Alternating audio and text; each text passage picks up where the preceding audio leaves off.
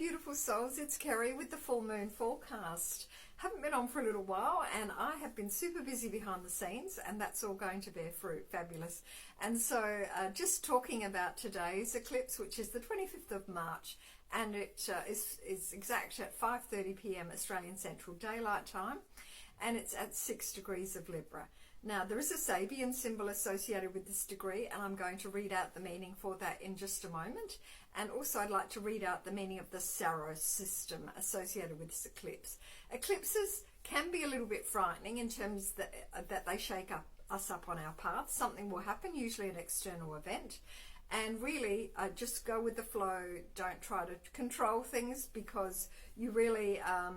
it's like everything happens for a reason, and sometimes things happen during eclipses which put us back on our path, and when we look back we think, well, if that hadn't happened, X, Y and Z wouldn't have happened. So sometimes the universe gives us a bit of a shake-up, so don't be too frightened if something happens. It's in the natural zodiac. This would be in the 7th house, which is the relationship sector. So this is about our connection to ourself, our I am, and the other, which is they are. So we each, obviously have our sense of I am, and people project onto each other their relationship ideal or their unconscious, unprocessed expectations, ideals, disappointments, hopes and dreams, etc. So it's really about bringing it back to yourself and letting go of the idea that other people can fulfill our needs. That is our job. And whilst it's lovely to have a relationship, a partnership, a marriage, however it works, however it happens in your life, this is really about realizing that we negotiate those connections with others according to how we decide. We have traditions and they're important, but actually you don't have to be confined by a set of rules. So I'm just going to hold up the chart now for those that like to see a chart, and then I'll just pop it up here, and so I'll point out the details. So over here we have the sun, and it's at 6 degrees of Aries. That's what we would round it up to for the Sabian symbol. And over here we have the moon, and again we round that up to the 6 degrees of Libra. And I want to talk about Pluto. That's important. Pluto is in a trine aspect to the moon, and Pluto is in a sextile aspect to the sun. So this is really about letting the transformation happen on an energetic level, right? Not trying to hold on to things, not trying to control things, not trying to make other people do things or have things proceed in the way that we want it to proceed. In fact, the most important thing is to make a commitment to yourself to let go of anything no longer serving your highest good, even if it's your idea of how something should be. So first of all, I'd like to talk about the Sabian symbol associated with this degree. And I have talked about Sabian symbols before. This explanation is from the website of Linda Hall. So if you'd like to consult the Sabian symbol, you'd like assistance with that, please get in touch. So the meaning for this one is a person watches their ideals taking a concrete form before their inner vision.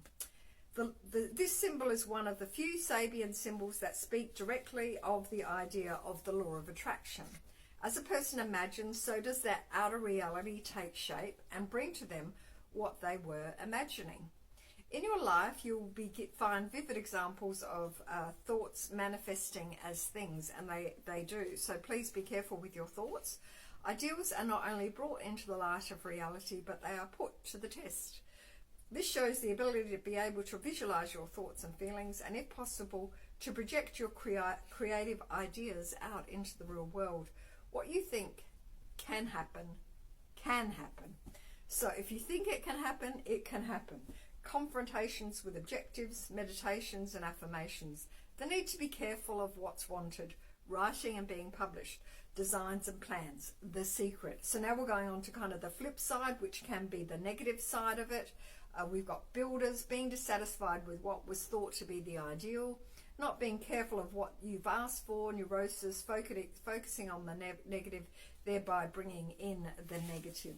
So it's always important to be very well in control of your thoughts, because that is what you will bring in. Now, I just have a book down here I need to pick up, and I want to talk to you about a little analogy, if you like. So if you ask the universe for a sign and you had a mirror, and in the immediate time after asking the universe for a sign, the mirror cracked, and we know that we have an association there with the superstition of 7 years bad luck. So this is about a concept, an idea. Would you then start to interpret your question to the universe as this is a sign of bad luck, because we have this collective belief that a broken mirror is 7 years of bad luck? Okay, so that's one way of looking at it, and perhaps it's the conventional way of looking at it. But also you could look at it in another kind of way, because when we look in a mirror, we see a reflection back.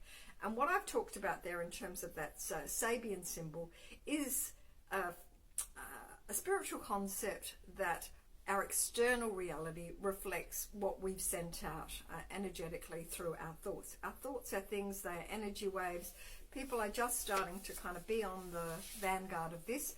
It will become normal in 15, 20, 30 years. People will have much greater awareness of the power of their thoughts and be much more careful about the thoughts that they have.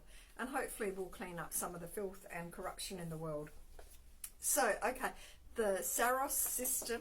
This is from the book by Predictive Astrology by Bernadette Brady. And this is a deeper kind of message about this series of eclipses. So eclipses run in cycles, and I won't go into the details because it's probably a bit too technical for most people, but it's just the flavor of this eclipse, if you like. So we have inventiveness and flashes of genius being the hallmark of this Saros system series. The individual will have intuitive leaps, insights, good ideas, visions, or vivid dreams. So it's like you'll get an idea and it will just be like, whoa, that's fabulous. But because of that, then you want to go with it. You want to fly with it. This newfound inspiration will pull the person away from his or her social life or relationship, thereby causing potential strain in the private life. And that depends on that relationship, whether it's very demanding and clingy or whether it's a free one, because this is the time when the person needs to be free, if only for a few weeks. And these eclipse cycles do last for usually 3 to 4 weeks, and then the impact of them goes on much longer.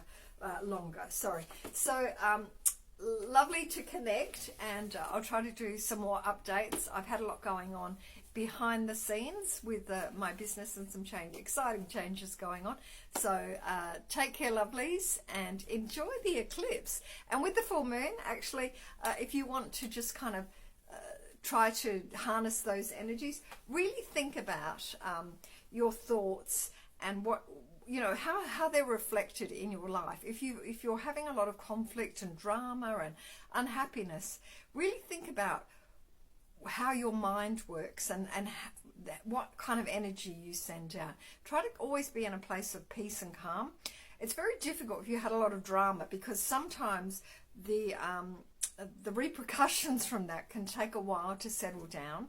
So once you make the realization about the power of your own thoughts and your consciousness to create your reality, it's really important to always keep your thoughts on higher things, beautiful things, and also neutral things. So look at the clouds in the sky, enjoy the sound of the birds, enjoy the sound of the waves lapping in at the ocean, and just really try to bring yourself into the present as much as possible, and enjoy the idea of living in a created universe with everything that we need to exist here on this planet.